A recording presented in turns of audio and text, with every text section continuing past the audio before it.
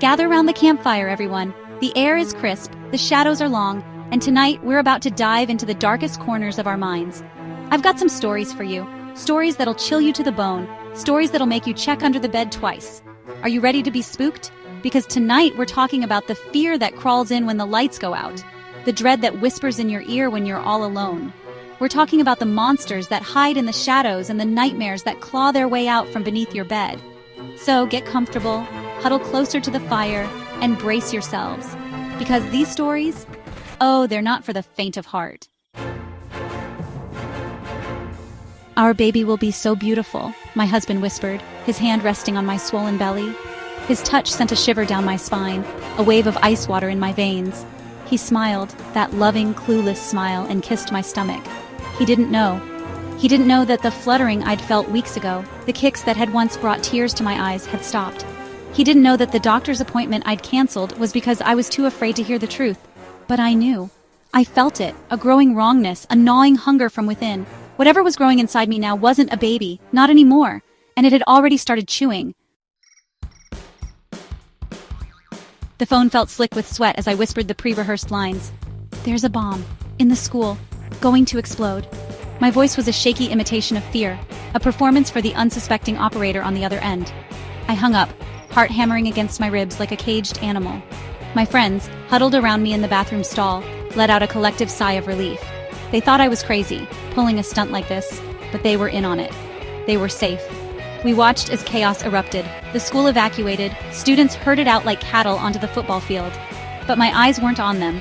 No, my eyes were glued to the parking lot, to the unassuming blue sedan parked beneath the oak tree.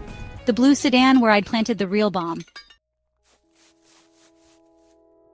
At the funeral, everyone whispered about how peaceful they looked. My parents lying side by side, holding hands even in death. A testament to true love, they murmured, dying in their sleep on their 50th anniversary. I bit back the bitter laugh that threatened to escape my lips. They didn't know the truth, the suffocating truth that clung to me like a shroud. They didn't know about the arguments, the resentment that had festered for years, the way my father would clench his jaw until it ticked. And they didn't know about the anniversary gift I'd given them, the gift that ensured they'd spend their next 50 years together, in eternal slumber. What they don't know won't hurt them, I thought, a chilling smile playing on my lips as I accepted their condolences. My new home awaited, and with my parents gone, I was finally free to decorate it as I pleased. Promise me, I rasped, clutching my daughter's hand. Promise me you'll bury me with a phone. My daughter, her young face etched with worry, agreed without hesitation. She knew about my phobia, the bone-deep terror that consumed me at the thought of being buried alive. Years later, my time came. As the cool darkness enveloped me, I felt a flicker of panic. But then, I remembered the phone. I could still call for help. Fumbling in the darkness, I managed to pull out the phone. I dialed 911, my heart pounding with a sliver of hope. But the operator's voice, when it finally came, was faint, distorted.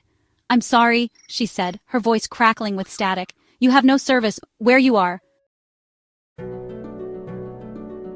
And that, my friends, concludes our night of horror. The fire's dying down, the shadows are retreating, but the fear? Oh, the fear lingers. Sleep tight if you can. Remember, the scariest stories are the ones that whisper to us in the dark, the ones that make us question what's real and what's lurking just beyond our sight. These stories, these nightmares, they remind us that the world can be a dark and twisted place. They remind us that sometimes the monsters aren't under the bed, but within ourselves. Until next time, stay safe and keep the fire burning. You never know what might be lurking in the shadows when it goes out.